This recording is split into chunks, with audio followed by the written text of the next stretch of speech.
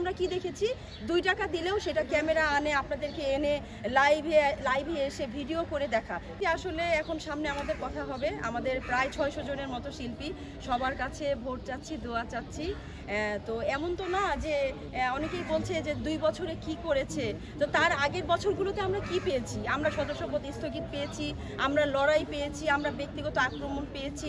তো সেখান থেকে নিপুণ আপুর সাথে তো কারো কোনো কিছু ব্যক্তিগত দ্বন্দ্ব হয়নি। নিপুণ আপু যে মানুষকে হেল্প করে, আপনারা কি বলতে পারবেন যে আপনাদের ক্যামেরা ধারণ করা আছে এমন যে ডান হাতকে দিয়েছে, বাম হাত সে বলেছে? সে তো মানে প্রকাশই করে না, সে তো প্রচারই করে না। আর আগে আমরা কি দেখেছি 2 টাকা দিলেও সেটা ক্যামেরা আনে আপনাদেরকে এনে লাইভে এসে ভিডিও করে দেখা। কিন্তু নিপুণ আপু কি কাউকে করেনি? যারা আজকে কথা বলছে তাদের অনেকেই তো নিপুণ আপু হেল্প করেছে। সেই নামগুলো নিপুণ আপু যদি আজকে দাঁড়িয়ে বলে তারা কি মুখ দেখাতে পারবে? শুধু এতটুকুই জেনে রাখেন, যারা আজকে বড় বড় কথা বলছে নিপুণ আপু করেনি, তারা নিজেরাই উপকৃত হয়েছে এই নিপুণ আপুর কাছ থেকে। 184 জনের মধ্যে যে আপনারা বলতেছেন যে 2 জনের, বাকিগুলোর তো হয়ে গেছে, শুধু এখন শ্রাবণেরও হয়ে গিয়েছে, তানিম সুমারও হয়ে গিয়েছে, আর রনি নাকি একজন আছে তারও হয়ে গিয়েছে। বাকি আছে শুধু হচ্ছে রিয়া আর বেবি আর নীরব ভূঁইয়া। তো বেবি আপার মনে হয় আমার 184 জনের আমাদের যে হাইকোর্টের মামলার যে ছিল সেখানে হয়তো বেবি আপার সাইনটা নেই, যতটুকু আমার করা আছে। বেবি আপার নামটা নেই, আর নীরব ভূঁইয়ার নামটাও নেই। আর রিয়া যেটা করেছে সেটা হয়তো তারা অবশ্যই বিধানের বাহিরে এমন কিছু করেছে যেখানে এই জন্য তাদের নামটি উঠেনি। বিধানের বাহিরে না গেলে কখনো হবে না, নিশ্চয়ই এমন কোনো কিছু হয়েছে। এই কাজটা করেছেন, সে কি কমিটিতে ছিল? আমাকে বলতে দেন, সে তো উত্তর দিতে পারতেছে না। ভাই আপনি কথা বলছেন কেন? না সে তো কথা বলেন কেন আপনি?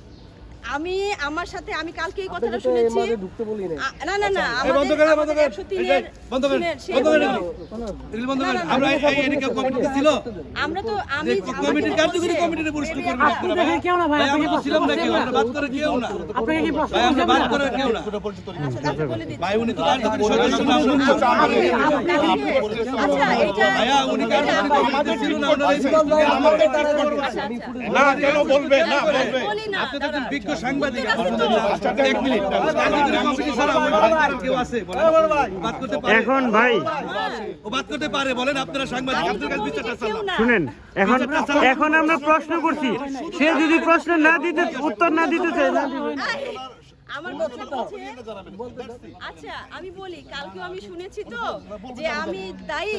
আসলে আমি বলি আমার বেবি আপার সাথে কোনো ব্যক্তিগত আক্রমণ নেই, আক্রোশ নেই। তারপরে আমি কমিটির কেউ না, এখানে বাদ করার তো আমার এই ক্ষমতাই নাই। এই কথাটাই তো আপনার মুখ থেকে শুনতে চাইছি, সেই কথা বলতো। সে শুনেন, আমরা যে 3 জন বাদী হয়েছিলাম, আন্দোলন সংগ্রাম করেছি, আমি সে একজন খোকন ভাই আন্দোলনে আমরা রাজপথে ছিলাম, রাজপথে ছিলাম। এই সেই খোকন কে কেন আসবে না? ওনাকে বাঁচতে দেন, ওনাকে তো বাঁচিয়ে ফেলতেছেন আপনারা। ওনাকে ক্লিয়ার করতে দেন ব্যাপারটা। আচ্ছা না আসলে কি আন্দোলন করেছে তো একটা কষ্ট করলে তখন কিন্তু তার একটা অধিকার আসে। তো যখন এটা বলছেন তখন হয়তো খোকন ভাই মনে করছে যে আরে সাদিয়া কিভাবে বাদ করবে, সে তো কমিটি কভার করেছি, ভাইও ছিল আপনার সাথে, আপনিও ছিলেন। হ্যাঁ আপনারা তো আমাদের সাথেই ছিলেন, এখনো আছে, সত্যের পথে আছে।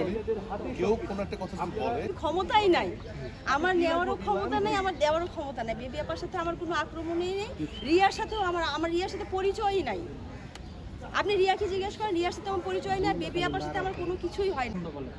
184 জনের পাশে দাঁড়িয়েছিল আমাদের নিপুণ আপু। তখন কিন্তু অনেকেই পারত 184 জনের আন্দোলন সংগ্রামে শরিক হতে এবং তাদের সদস্যপদ ফিরিয়ে আনার জন্য।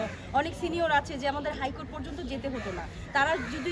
তারা যদি সবাই মিলে বসতো তাহলে কিন্তু কারো ক্ষমতা ছিল না যে এটাকে মুখ ফিরিয়ে নেওয়ার। তখন কিন্তু তারা পারতো 184 জনের মধ্যে যারা মানে অরিজিনালি শিল্পী, হ্যাঁ এখানে অনেকেই আছে, অনেক ছবি করেছে, সেগুলো বাছাই টাছাই করে যদি আমাদের 100 জনকেও নেওয়া হতো তাও বুঝতাম। কিন্তু সবাই মুখ ফিরিয়ে নিয়েছে, তখন আমরা আসলে বাধ্য হয়েছি হাইকোর্ট পর্যন্ত যেতে।